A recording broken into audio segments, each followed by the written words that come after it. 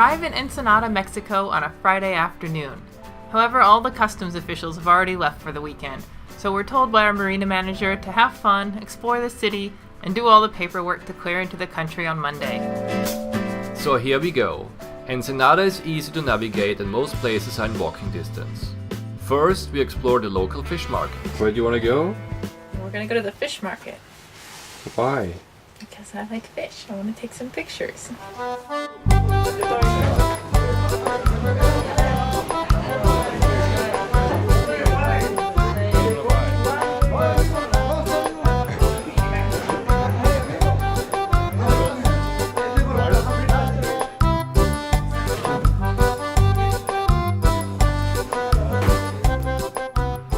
One of the great things about Mexico is the amazing and affordable food. We quickly find one of the best taco stands in town, thanks to a tip from the locals.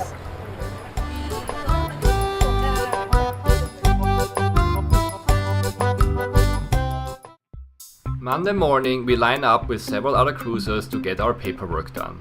Checking in at Ensenada is actually very easy because the port captain, immigration, customs, biosecurity, and even the bank are all under one roof. After customs, we explore the town a bit more, including the Plaza of the Three Heads.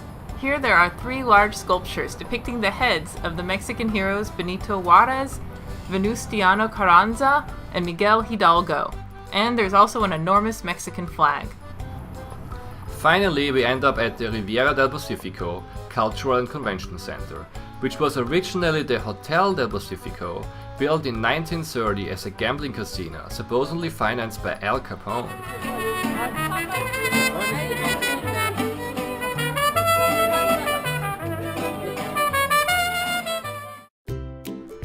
On our next leg, we will leave Ensenada and head south, with an overnight stay in Bahia de San Quintin, and then continue to round Isla de Cedros to finally stop in the sheltered anchorage of Turtle Bay. We are getting a taste of the conditions along the Baja California coastline. Beautiful sunsets, calm seas, no wind at all, which means we can actually get some work done, great sailing weather, but also sudden wind changes, which means beating into the waves. These conditions create a bit of a mess in our cabin. Pretty rocky out there, so all the cabin is a mess, so it's shattered everywhere. We anchor in St. Quintin, and on the next morning we wake to a calm sea and a whale visiting the anchorage. Over the next 24 hours, we are battling southerly winds and getting little sleep. Okay, I'm now here on the bottom of the floor in the main cabin, and I'm gonna try to sleep a bit. We are encountering some wildlife along the way.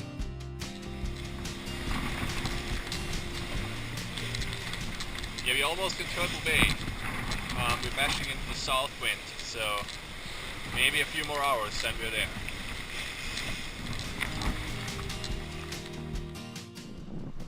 Bahia Tortugas, or Turtle Bay, is the name of the protected bay and the small fishing village at its northern end. It features some small restaurants, stores, and is the only place to get fuel for hundreds of miles. First we anchor and catch up on sleep. Then we move Green Panther to the fuel dock. We were warned that we should bring small bills, because the owner is well known for never having change. No cambio. No cambio? No cambio. Okay. Está bien. Gracias. Of course he pulls the same stunt on us. But we were smart and brought small bills, so we just see it as a tip for his service. We soon learn from the locals about the water taxi and where to get groceries ashore. After refueling, we carefully walk down the rather scary dock, which is actually an old shipping wharf that has been refurbished as a refueling station for fishing boats and yachts. As we return to Green Panther, we meet Louis and Alyssa, 2 cruisers also anchored in the bay. We quickly put together a plan to explore the village together. Next morning, we take a Ponga water taxi to shore.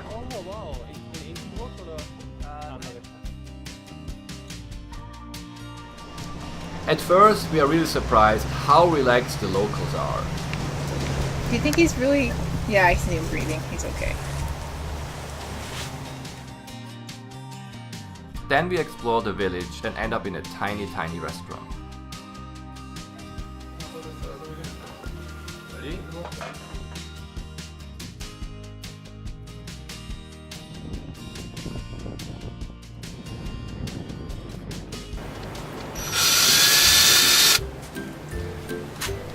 Some say cruising is really nothing more than working on your boat in exotic places, and there is a lot of truth to that. Something always needs attention. Anyway, after some quick fixes, we are ready to sail again.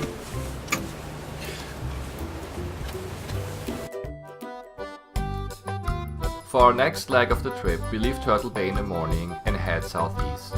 We will travel in this direction until we reach Bahia Santa Maria, a remote bay without a permanent settlement.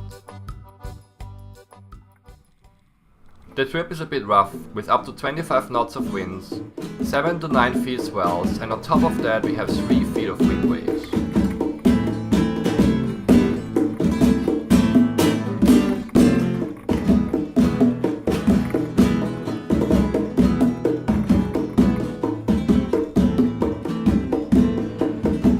On the plus side, we have some dolphins accompanying us, and they put on quite a show. They really seem to enjoy the waves.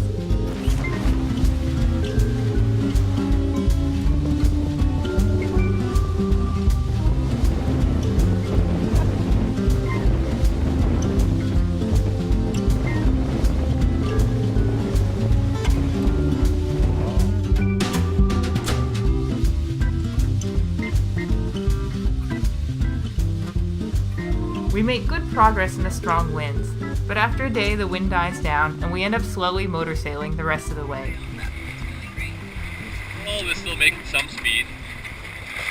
Well, not too much. Yellow is 40 and 120. More. When we arrive in Santa Maria, it's already pitch black and we have to anchor in the dark.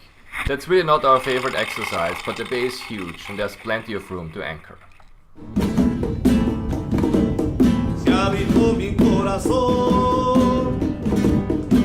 Next morning, we can finally enjoy the beauty of the bay with its almost desert-like landscape and many rugged hills covered in green shrubs.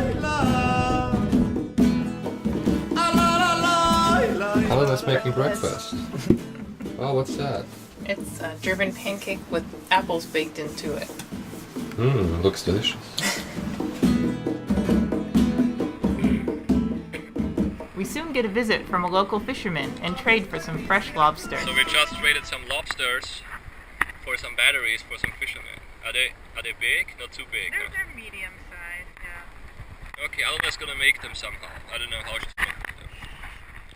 We join forces with Louis and Alyssa, who also got some lobsters, and cook them all together on their boat. They're very bright red. Oops, wait, don't film that part yet. I'm filming it already. It's dead already, don't be scared. I'm not scared, I'm just trying to get a good clasp. This guy's really big. Yeah. Looks delicious. And what a delicious meal it is. Our shore expedition the next day turns into a little adventure, since beaching a dinghy in the Mexican surf can be quite tricky. It looks rougher over there, yeah, it looks nicer here. Especially if you have 4 people powered by a 2-horsepower engine. Yeah, just left of the Pelican. No, it's okay, Your options to outrun a wave are quite limited. Yeah, but... But we are having lots of fun trying. But it's maybe safer too, right? We'll see. You see a wave coming? There's one wave coming right behind us. They probably timed that badly. Can you like slow down or speed up or? No, this is only speed up. Okay. Okay, wave is overtaking us. Oh, let's go! Oh shit, sand! Sand? Yeah, sand!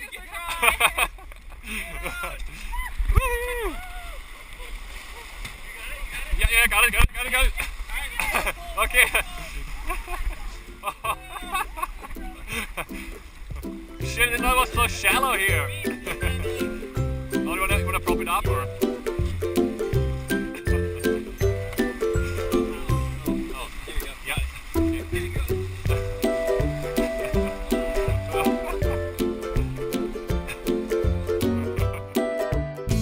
We explore the beach,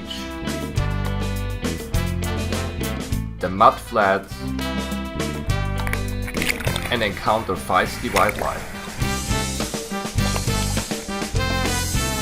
We take a shortcut through the mangroves. On the way back we pass some fishing huts.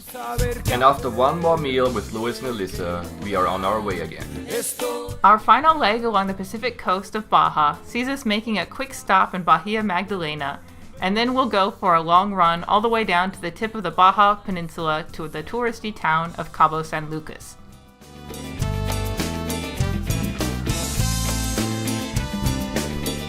Light but steady winds and calm sea allow us to hoist our green and yellow spinnaker, and we sail south dead downwind. It's a lot of fun.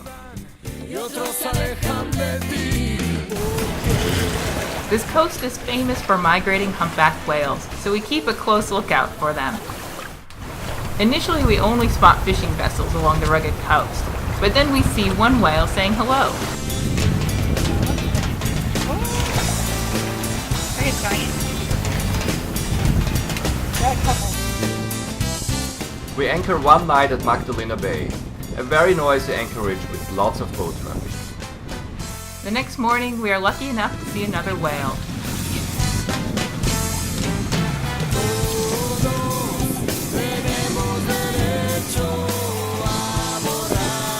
We just left Bahia Magdalena and are on our way to Cabo San Lucas. And Alena is at the helm, making some good speed. Yeah, doing about between 4.7 and 5 knots. That's a good wind. So making about, what is it? Yeah, 4.9, 5 knots. Pretty good speed. So yeah, should take about 1.5 to 2 days. But the conditions change again soon. So we are 100 miles out of Cabo and it seems like we're running out of wind.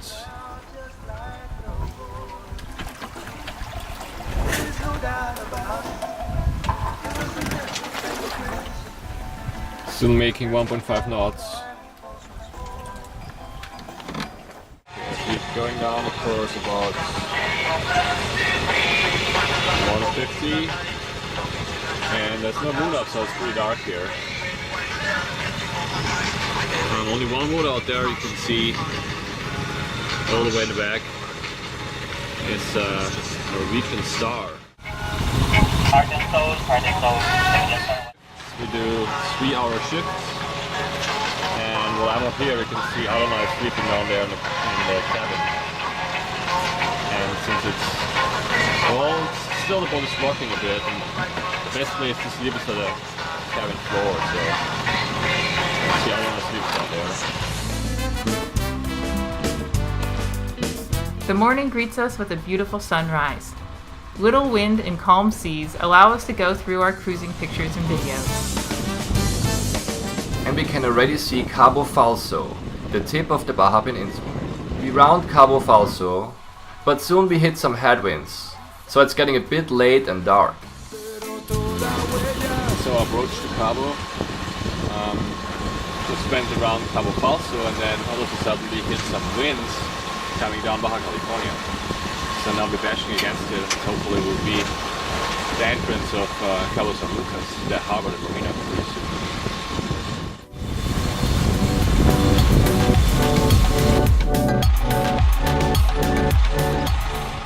At 6:30 p.m., we finally enter the harbor and marina of Cabo San Lucas. And one thing is immediately clear, this is a party town.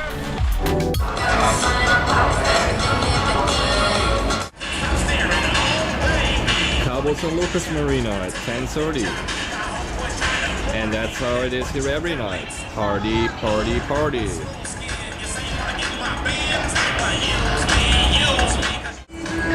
Cabo San Lucas Marina at midnight.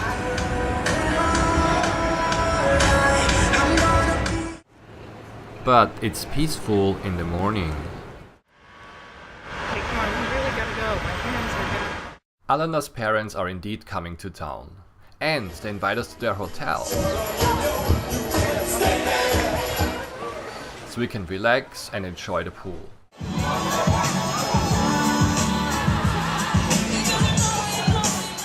and feast on delicious meals. We also explore the towns nearby, including José del Cabo with the beautiful mission, and the picturesque town of Todos Santos with its famous art studios.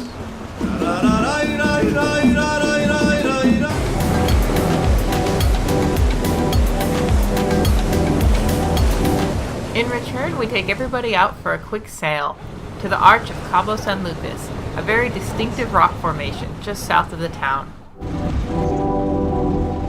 The area is beautiful, but very busy with tour and party boats. Getting too close? You make me wanna.